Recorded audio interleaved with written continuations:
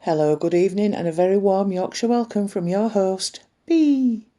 Nice to be here. I've missed you all. I'm still not fully back. This is just a summer special. Hopefully I'll be doing a winter special and then I'll be back to once a month next year, depending on what's going on. It's been a busy time. Sadly, we lost Bob in March, but in January, the end of January, a kitten appeared and she ran in and she never left. Despite all my adverts and asking people around if they knew whose cat it was, we ended up with her. Unfortunately, I didn't catch her quick enough and she became pregnant. So then we've ended up with two gorgeous little kittens, a boy and a girl, Sabre and Suki, who we are keeping. Spooky's been done, so there's no fear of her having any more kittens now. It's turned her into a bit of a grumpy madam. And Suki and Sabre are now chipped, they're all chipped, and we'll be doing the same with them as soon as. So that's just getting you up to speed about what's been going on. Anyway, without further ado, welcome to your summer special.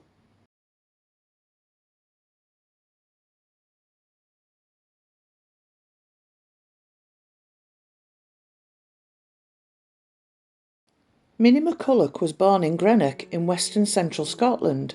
Her father, John McCulloch, was a railway engineer. Her mother, Elizabeth Swan, died of cancer in 1857.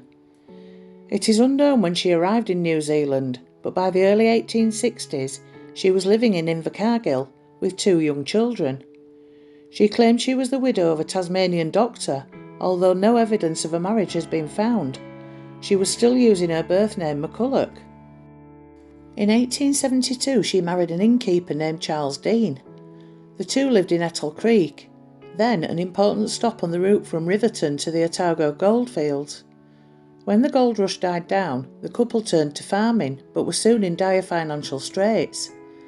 The family moved to Winton, where Charles Dean took up pig farming, while Minnie began to earn money by baby farming, taking in unwanted children in exchange for payment. In an era when there were few methods of contraception, and when childbirth outside marriage was frowned upon, there were many women wishing to discreetly send their children away for adoption. So Minnie Dean did not lack customers. It is believed that she was responsible for as many as 9 young children at any one time. She received payment either weekly or in a lump sum. Infant mortality was a significant problem in New Zealand at this time, as it was estimated to run about 80 to 100 infants out of 1,000 colonial births. As such, a number of children under Dean's care died of various illnesses. In March 1889, a 6-month-old child had died of convulsions. In October 1891, a 6-week-old baby had perished from cardiovascular and respiratory ailments, and a boy allegedly drowned under her care in 1894, and she hid the body in her garden, arousing further suspicion. A coroner's inquest was held, and Dean was not held responsible for the deaths, due to universally poor hygiene standards, even at childbirth itself. Nevertheless, the community came to mistrust Dean, and rumours of mistreatment circulated. Additionally, children under Dean's care allegedly went missing without explanation. In the public's mind, this linked Dean to cases of infanticide or baby farming in the United Kingdom and Australia, where women killed children under their care to avoid having to support them. At that time, lax childcare legislation meant that Dean did not have to keep records of the children she agreed to take in, so proving that the children had disappeared was difficult. In 1895, Dean was observed boarding a train carrying a young baby and a hat box, but was later observed leaving the same train without the baby and only the hat box. As railway porters later testified, the hat box was suspiciously heavy. A woman, Jane Hornsby, came forward claiming to have given her granddaughter Eva to Dean, and clothes identified as belonging to this child were found at Dean's residence, but Dean could not produce the child herself. A search along the railway line found no sign of the child. Dean was arrested and charged with murder. Her garden was dug up and 3 bodies, 2 of babies and one of a boy estimated to be 3 years old, were uncovered. An inquest found that one child, Eva, had died of suffocation, and one, later identified as 1-year-old Dorothy Edith Carter, had died from an overdose of laudanum, used on children to sedate them. The cause of death for the 3rd child was not determined. Dean was charged with their murder. At her trial, Dean's lawyer Alfred Hanlon argued that all deaths were accidental and that they had been covered up to prevent adverse publicity of the sort that Dean had previously received. On the 21st of June 1895, Dean was found guilty of Dorothy Carter's murder and sentenced to death. Between June and August 1895, Dean wrote her own account of her life. Altogether, she claimed to have cared for 28 children. Of these, 5 were in good health when her establishment was raided, 6 had died whilst under her care, and 1 had been reclaimed by her parents. Apart from her 2 adopted daughters, that left 14 or so children unaccounted for, according to her own record. On the 12th of August, she was hanged by the official executioner, Tom Long, at the old Invercargill jail, at the intersection of Spey and Leven Streets. She is the only woman ever executed in New Zealand. She is buried in Winton alongside her husband, who died in a house fire in 1908. Her crimes led to the Infant Life Protection Act 1893 and the Infant Protection Act 1896.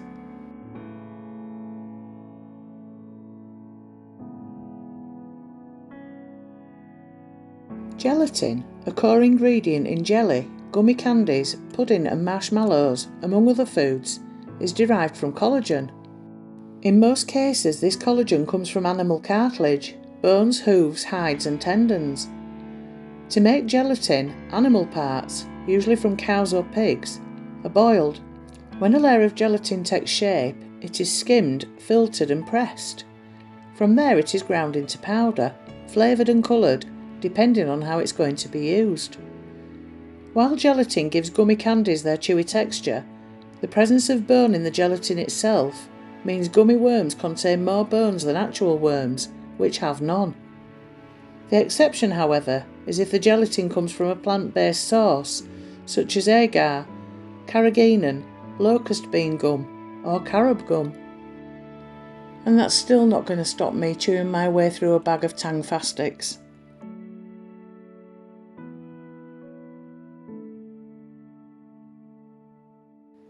Helium is a non-renewable gas that constitutes the second most abundant and second lightest element in the universe, falling behind hydrogen in both categories.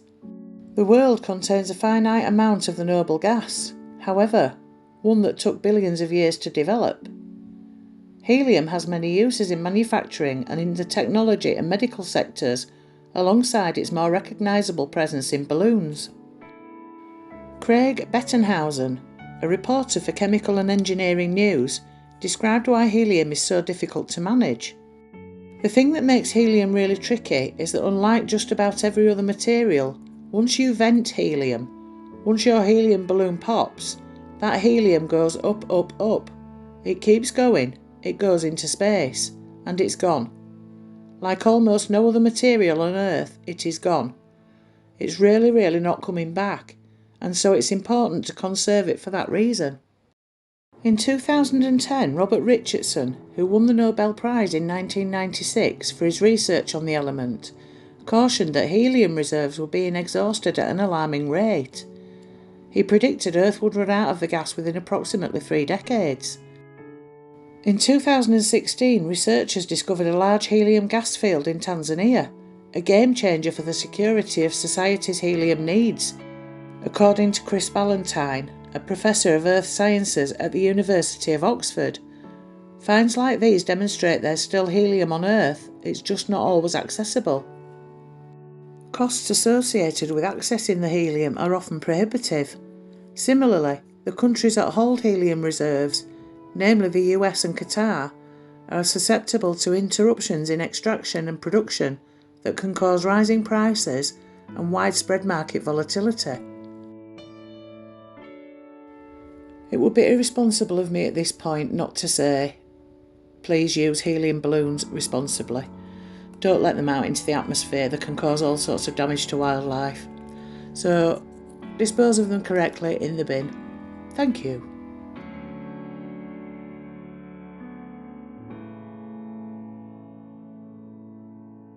Phoenix A is a supermassive black hole and the largest ever discovered, located at the centre of the Phoenix cluster in the southern constellation of Phoenix. It's about 5.8 billion light-years from Earth and is estimated to be 100 billion times more massive than the Sun. This is more massive than some galaxies and about 10% the mass of the Milky Way. For comparison, the black hole at the centre of the Milky Way, Sagittarius A, is only around 4 million times the mass of the Sun. Stephenson 218 is the largest and most luminous star known to date, and Phoenix A is the largest and most massive known black hole to date. Phoenix A was first detected in 200 BCE. The South Pole Telescope collaboration discovered the Phoenix cluster in 2010, which was one of the most studied galaxy clusters in the universe. I have a little bit of a morbid obsession with the vastness of things. Thinking about it, it scares me, but it also fascinates me, and this is one of the things that fascinates me.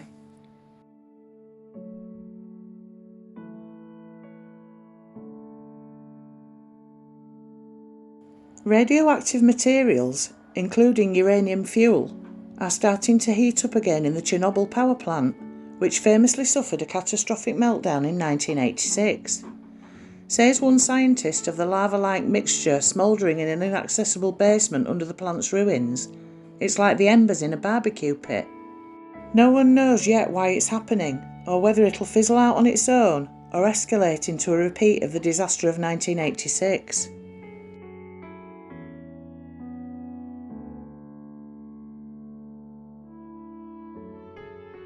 As global warming causes more ice sheets and glaciers to melt, piles of long-past climbers that had previously been buried beneath the snow at Mount Everest are becoming exposed, said one Nepalese government official of the phenomenon.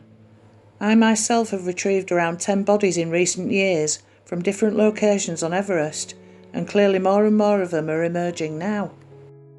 As of June 2024, estimates of the number of bodies on Mount Everest range from 200 to 340, with many still remaining. Some bodies are visible on the mountain, while others are hidden by snow or crevices. For example, Rainbow Valley, an area on the mountain's northeastern ridge, is known as an open-air graveyard due to the colourful jackets of fallen climbers left behind. Other bodies have become landmarks, earning nicknames like Green Boots and Sleeping Beauty. Recovering bodies from Mount Everest is dangerous and expensive. Once in the mountain's highest section, known as the Death Zone, bodies can quickly freeze into the mountain. Good weather conditions are also limited, and the task can be too demanding.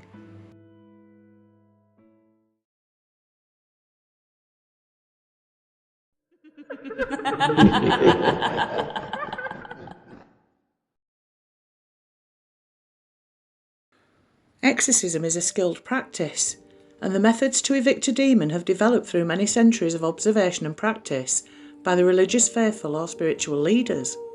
Since recorded history, religious denominations and spiritually in tune clairvoyants have sought to lead the battle against demonic possession. However, the challenge for many is the ability to recognise whether a demonic presence actually possesses a person, or whether that person instead suffers from an undiagnosed mental illness. The International Association of Exorcists meets twice a year in Rome. While they do not publish their statutes, which outline the criteria for determining whether a demon genuinely possesses a human being, they do provide legitimacy to the battle between sanity, goodness, and the fiendish demons in their various forms, that according to the association, seek to assume our bodies and dominate our minds. Should a person become possessed by a demonic presence, it is of critical importance that an individual skilled in exorcism assist in expelling the monster. However, just like the International Association of Exorcists, it's important to first determine whether the person in question legitimately does have a demon inside them before any attempts at an exorcism. If a demon wishes to possess a person, it will command that person's entire being. Accordingly, demons do not like it when the religious or spiritual attempt to evict them. A person who is possessed by a demonic presence will act harshly if a person prays in their presence for a prolonged period. If after the extended period of prayer the suspected possessed begins to blaspheme and curse God, a demon is likely inside that person. Demons are not people, nor have ever been, but they do like people. They like to possess them. So any witchcraft-like endeavours or magic show attendance will likely get a demon's attention. When a person engages in activities like conjuring the dead, using a Ouija board, or reaching out to a spiritualist, that person is basically giving a demon a green light and an invitation to possess their mind, body and soul, if not properly protected. When trying to establish whether or not a person is suffering from demonic possession, it's not enough for someone just to look gothic or dress in black. When an evil spirit controls a person, the eyes of the person turn black. It's not just the pupil that turns black. A possessed person's pupil, iris, cornea and lens will all darken, and the demon person's face will look like a carved out Halloween pumpkin with no light inside. Most people who get possessed by a demon experience acute and rapid dental decay. Additionally, newer, longer, sharper and greyer teeth begin to erupt from the possessed person's mouth, sometimes causing bleeding, but almost always resulting in a facial paralysis that does not allow the mouth to fully close. Much like the scene in the film The Exorcist, when a person gets demonically possessed, they will likely float or hover. Even educated, trained and practiced exorcists aren't sure how demons can subvert gravity, but many exorcists have witnessed this phenomenon during exorcisms. The ability to undermine gravity is, actually, one of the strongest indicators of demonic possession. Usually, when a demon possesses a person, it controls their mind. During this period, the inflicted will usually not remember their activities. It is a bad sign when the possessed can't remember large blocks of time. Possessed human beings usually act very confusedly during times when the monster subsides. A valuable tool to test whether an evil spirit possessed a person is to ask 5 rapid-fire questions in immediate succession about recent activity. If they are unable to provide responses to your line of questioning, demonic possession is probable. Demonal affective disorder, or DAD, is a type of depression that is related to being inhabited by a malevolent being. It usually starts right around the time that the demon possesses the person. Demonically possessed people who experience DAD will likely experience mood swings such as sadness and anger. DAD isn't something that can be defeated alone. When a person is possessed, it is possible that they will make otherworldly noises or sounds. Sometimes it will be small chirping noises or growling, other times it might be a complete demonic voice. It is also common for possessed people to speak in languages to which they had no previous knowledge. Called glossolalia, these languages can include ancient dialects or even speaking backwards. This is one of the key telltale signs of demonic possession. Demons frequently inflict similar physical torment on their human hosts, which will include fits or seizures. This is usually accompanied by foaming at the mouth and unnatural movement of the body. During a demonic fit, it is said that the demon and its human are most vulnerable. The Roman Catholic Church employs over 400,000 priests worldwide. Nonetheless, the Vatican has only a little over 200 priests who are authorised and trained to perform exorcisms.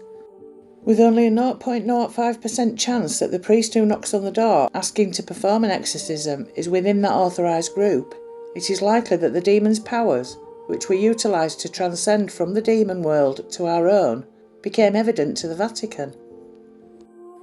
An unannounced visit from the Catholic Church, taken in conjunction with the other positive indicators, is evidence that demonic possession is certain. Still, the symptoms of demonic possession do not function in a vacuum, and when analysing whether a demon possesses a person, an individual should perform a balancing test utilising all the signs. Furthermore, if a Catholic priest shows up at the door unannounced, a person should exercise extreme caution, as Catholic priests are not immune from demonic possession.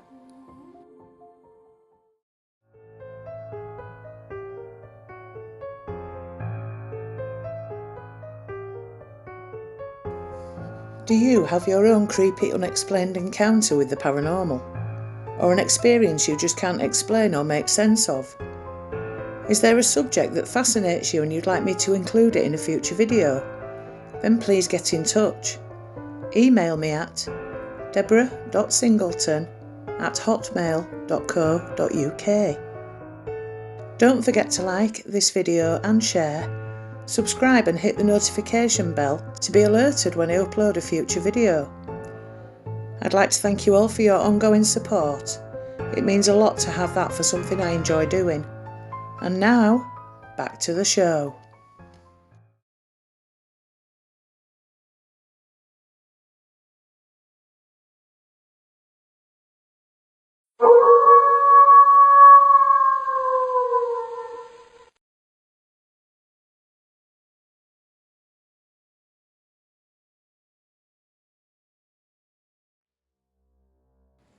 The land between the lakes is a 171,280 acre national recreation area in Kentucky and Tennessee, USA.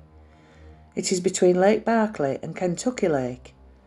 It was designated as a national recreation area by President John F. Kennedy in 1963 and developed using funds appropriated during the Johnson administration. Originally managed by the Tennessee Valley Authority, which constructed dams to create the two lakes in this area, the recreation area was later transferred to the administration of the United States Forest Service. In 1991, it was designated a UNESCO Biosphere Reserve. President Donald Trump's administration withdrew it from the programme as of June 2017. The beast of the land between the lakes is said to resemble a gigantic half-man, half-wolf that walks on two legs and has 5-fingered human hands, ending in vicious claws. The creature is said to stand over 7 feet tall, with massive, crushing jaws and glowing eyes. There are several legends attached to the beast. One story begins with a Native American creature with the ability to shapeshift. Another legend speaks of a man who left Europe in the 1800s to settle in between the rivers. This man supposedly possessed a disease that turned him mad after nightfall. The disease was believed to be genetic and was passed from parent to child over the years. They remained in seclusion, never going to school or had the desire to socialise with others, until one day they went silent. Many believed the family had died off. An investigation in the early 1900s revealed their homestead vacant and abandoned. Early accounts from the French explorers and traders in the region speak of their being warned of the shadowy presence of a loup-garou by Shawnee fur traders. A later legend claims that the monster is the spirit of a shape-changing Shawnee shaman who was killed in wolf form by the inhabitants of the village for abusing his powers. His spirit is still said to walk the woods in search of revenge. Accounts of the creature from early days of American expansion into Kentucky tell of hunters disappearing in the woods and of strange unnatural howls that echoed through the forests at night. At this time, bison still roamed wild in Kentucky, and hunters would sometimes encounter mutilated carcasses of these massive animals, lying half-eaten in the deep grass, their throats ripped open by massive claws. Even now, with the efforts to restore the bison to Kentucky, the rangers and herd managers occasionally find calves missing. After one of the young goes missing, the herd is reputedly spooked for days, sticking together in the close formation that the animals use to protect themselves from predators. There have been several reports of close encounters with the creature in modern times. One of the most frightening of these happened to a group of Murray State University students who were camping in the land between the lakes in 1973. A group of young men were enjoying the woods on a warm spring weekend, sitting round a fire built by their VW microbus and just generally having a fine time. As the evening began drawing in, one of the students went off into the woods to answer the call of nature. When he returned to the campsite, he told his friends that he'd felt like something was watching him and that he'd heard something sniffing in the woods. His friends said that he'd just heard a wild hog or some other animal. The student said he'd never heard anything like it before, and he grew increasingly nervous as the darkness gathered. As the night grew dark, the group started to hear the shuffling sound of something large moving in the fallen leaves. It seemed to be circling their campsite, moving incredibly swiftly. The boys began to become anxious. They shined their flashlights into the woods in the direction of the footsteps, but saw nothing. And then the howling began. It was a wild, insane howling, like a wolf, only much louder than any wolf could ever be, and with an unnatural, blood-curdling quality that made the howling sound almost like mocking laughter. It seemed to come from everywhere around them, first one side of the campfire, then from the other. Soon the terrified campers began to catch glimpses of a pair of glowing red eyes as they ran past in the dark. The terrified boys retreated into their Volkswagen bus and wisely decided not to stick around to get a better view. Tearing down the road, they soon saw they were being pursued, and that a massive shadowy figure was racing behind them, barely visible in the bus's taillights. As the bus slowed to take a corner, they felt a massive jolt, and then it seemed as if something was holding the Volkswagen back. Giving it everything, they broke free and tore out of the forest, and didn't stop until they were back on the Murray State campus. Back on campus, they found 4 deep gashes, like claw marks, torn into the metal of the engine compartment cover at the back of the bus. Another wildly circulated story tells of the discovery of a bloody scene inside a motorhome of a family camping in the area in the 1980s.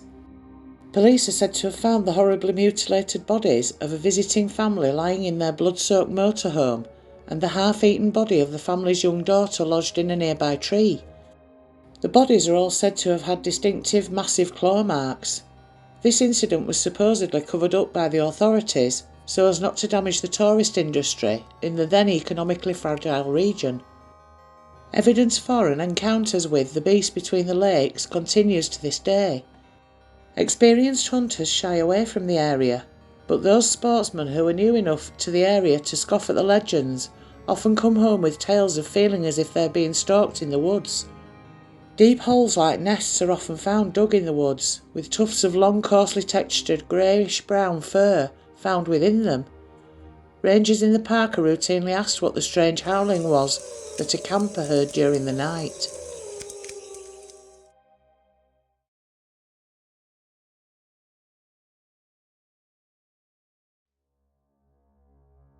Michigan is a state in the Great Lakes of the upper Midwest region of the United States.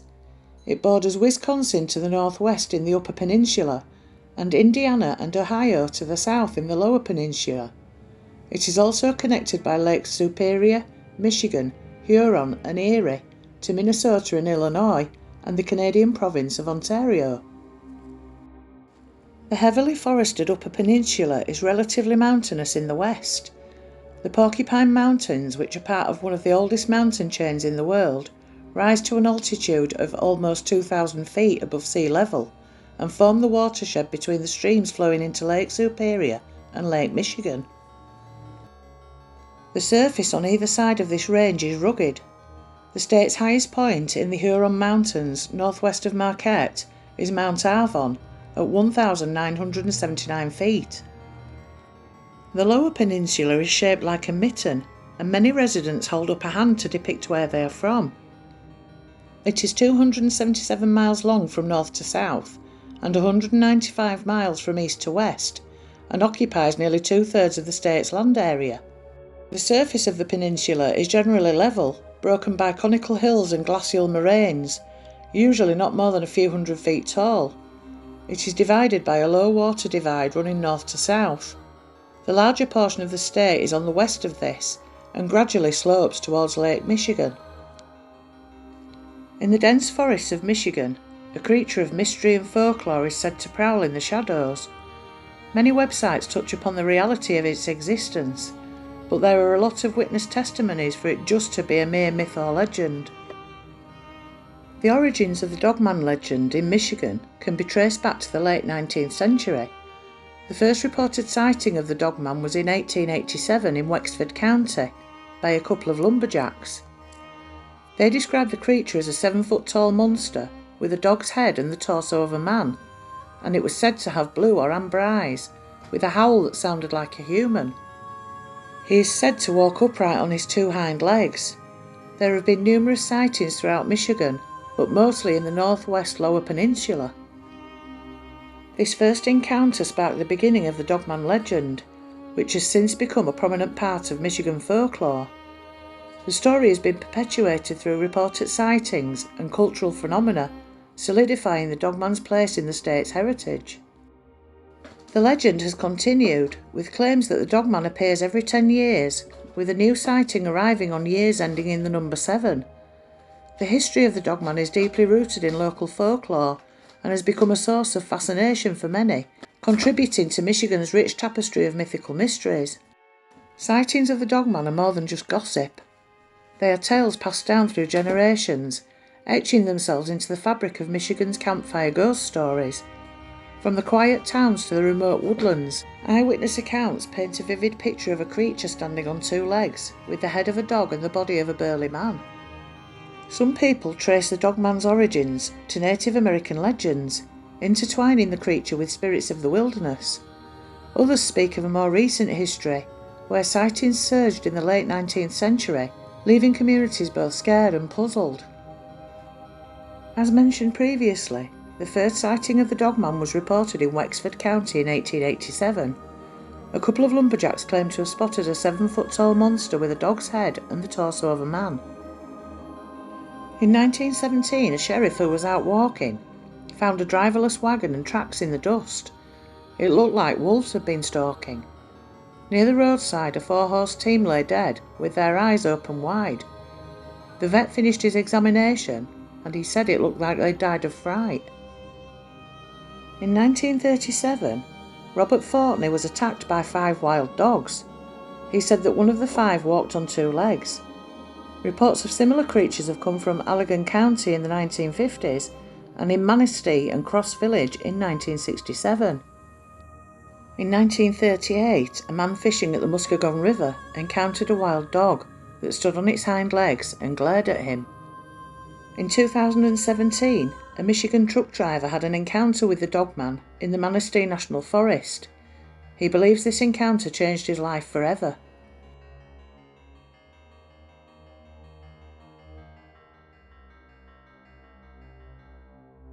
A friend of mine was driving to 7-Eleven late at night when a strange hunchbacked, large mangy creature ran across the road. The road is called Hospital Road in Waterford. The creature ran into the woods and we couldn't see it when we stopped. This was no normal dog. If it was a coyote, then it was the biggest coyote I've ever seen. No, this was much bigger, with a huge head, and looked like it had just crawled out of the deepest pits of hell.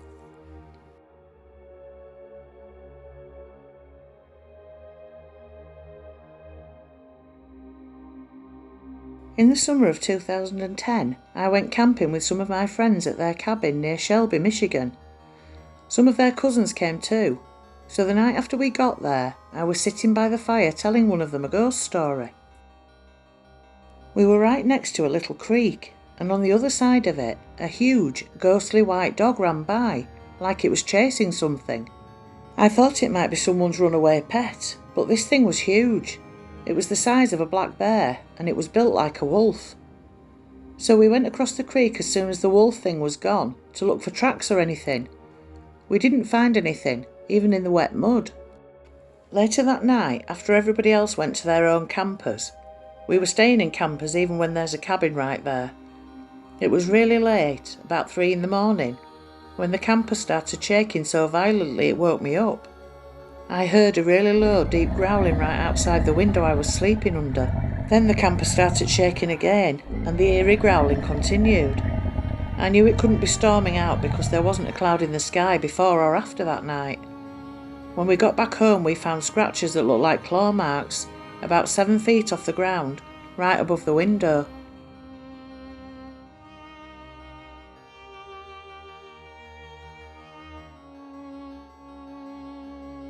On the 24th of April 2011, my wife and I were on our way back from the store, when it came lumbering across the road on all 4s.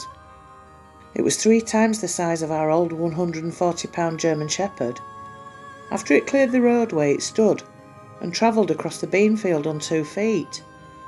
This wasn't the first time we've seen this creature. A few years ago it was eating out of our dog's food bowl behind our house under floodlights. It looked like a giant wolf, that even a large dog, the 140-pound Shepherd, didn't command its attention. The creature had an oily smell to it. The sheriff was called out and I was instructed to shoot it on sight, as if it was a feral animal. Occasionally I've seen big cats in the area, out bow hunting, and this was definitely not a cougar.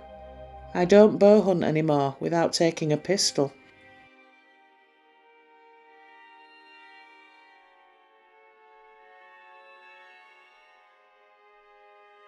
In July 2009, I borrowed my father's Chevy diesel truck to help my sister move.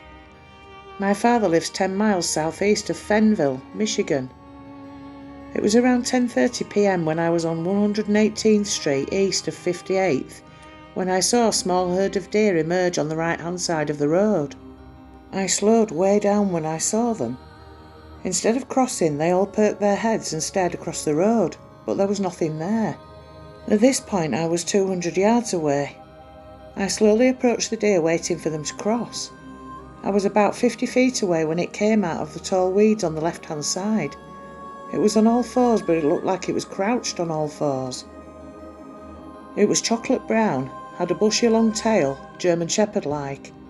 Its fur was shaggy and unkempt, and it had pointed ears and a wolf-shaped head, and it was bearing its large, pointed white teeth. My dad's truck is a large Duramax diesel pickup truck. This thing was crouched on all fours, and its shoulder blades were still the same height as the driver's side window.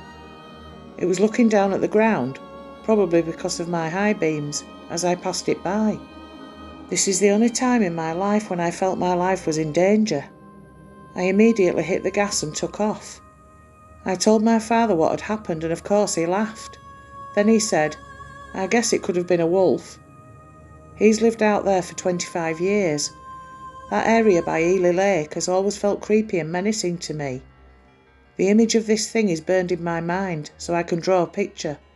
I can also pinpoint on a map where I saw this thing.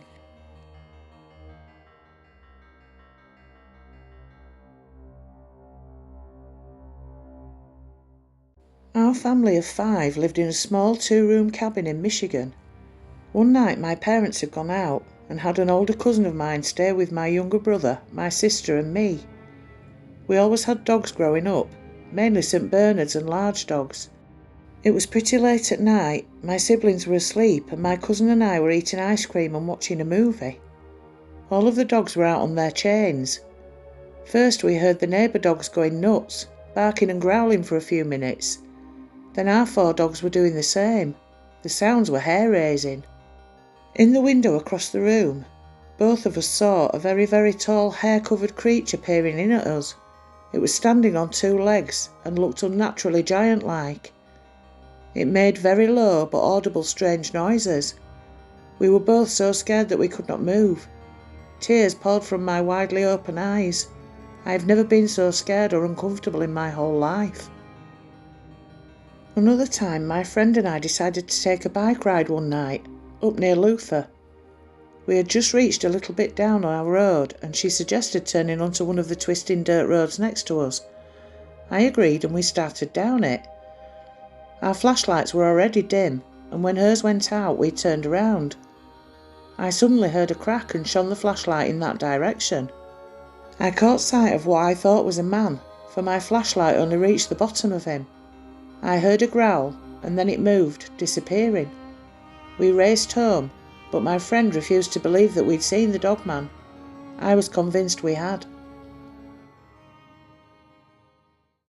And that, my dear viewers, concludes our summer special. I hope you've enjoyed watching it as much as I have making it. It was great to get back into it. And if you heard any strange noises in the background as I was talking, those were the tiny house panthers, because you can't predict when they're going to get up and get running. So anyway, I'm at the vet's for 4 days out of next week, and I've asked them if I can go to their Christmas do, because virtually I'm family now. So by the end of next week, there'll be two tiny little terrors running around with buckets on their heads and minus some of their bits. Anyway, all being well, I shall be back with a winter special, so keep a lookout for that by hitting the notification bell on my YouTube channel. Until we meet again, you know it, stay spooky.